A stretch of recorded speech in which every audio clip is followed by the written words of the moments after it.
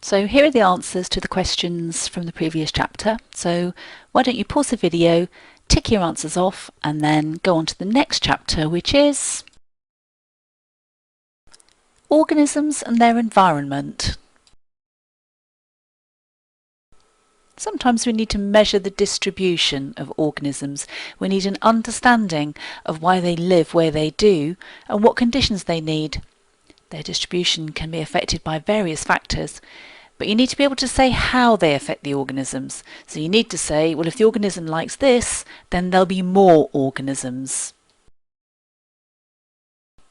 So organisms' distribution can be affected by physical factors. The posh term for it is abiotic factors. Things in the environment are abiotic factors. For example, temperature, water, nutrients, light, oxygen and carbon dioxide. So, for example, if a plant has been given more carbon dioxide, then you'd need to say that the plant is able to grow more. If an organism is provided with more nutrients, then you'd have to be able to say that it will grow more, it'll be bigger, it'll do better. So you need to use these important words more or less in your answers when you're asked to explain how these factors affect organisms. Sometimes we need to estimate the population sizes of particular plants or animals that don't move around. We can carry out random sampling. We do this to get an estimate of the population size of an organism for an area. Now, the sampling must be random so that all parts of the area in question have an equal chance of being sampled. The far corners of the field as much as the middle of the field, otherwise your results may be biased. Your sample size should in general be about 10% of the total area that you're studying. If it's too small, then it may not be representative, which means it may not give a true reflection of what's actually going on there. If it's too large, it takes too long, it's not useful enough to you. If the sample's big enough, then your data is more likely to be reproducible. Now, this is an important term.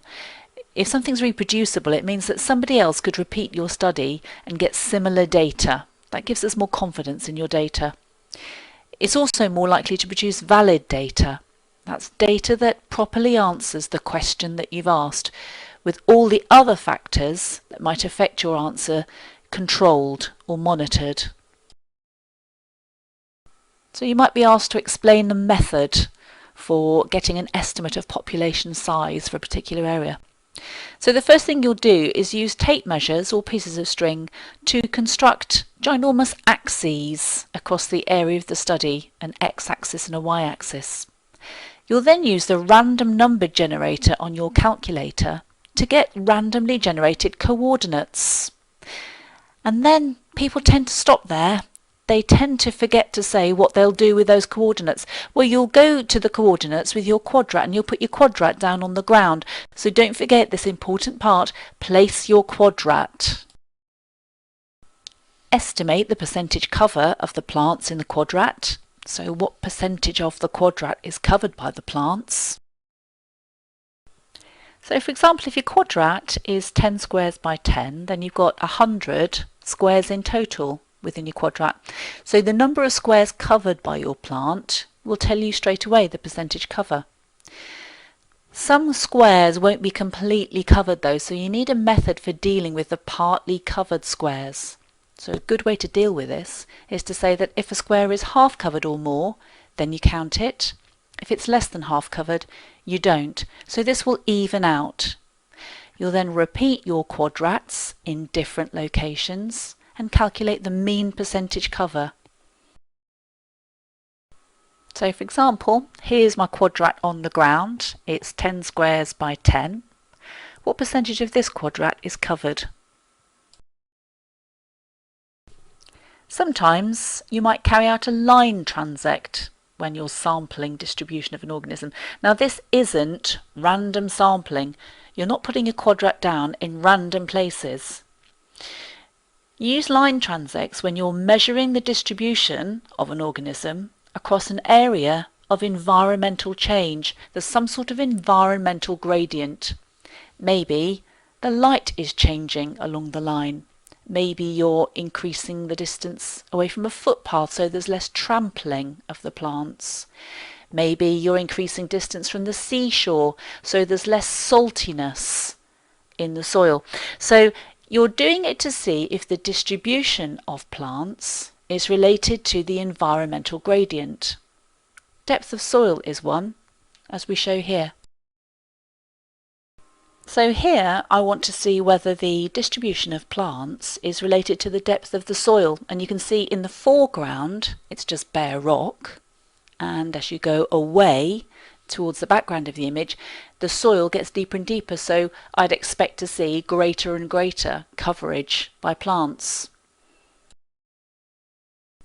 So your method is to use a tape measure or a string to mark your line, and then you place your quadrat at regular intervals. And again, people forget to say what they do once they've marked out their line. Well, you have to put your quadrat on the ground at regular intervals, for example 1 metre or 2 metres or whatever.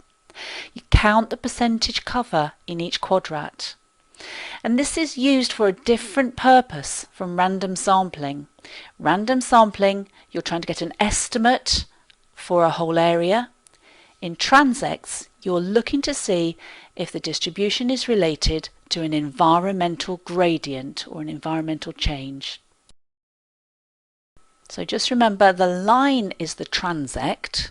You still have to explain where to put the quadrats and what to do once you've put them on the ground. In some exam questions you might be expected to calculate the mean or the median or the mode value, so you need to know what these are and you need to be able to explain how you would do it.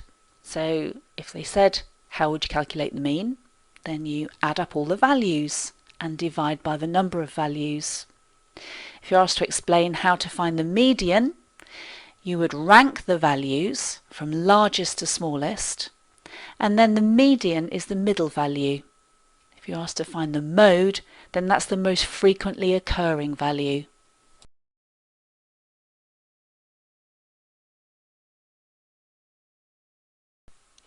Okay, that's the end of that chapter. Here's some test questions to check your understanding.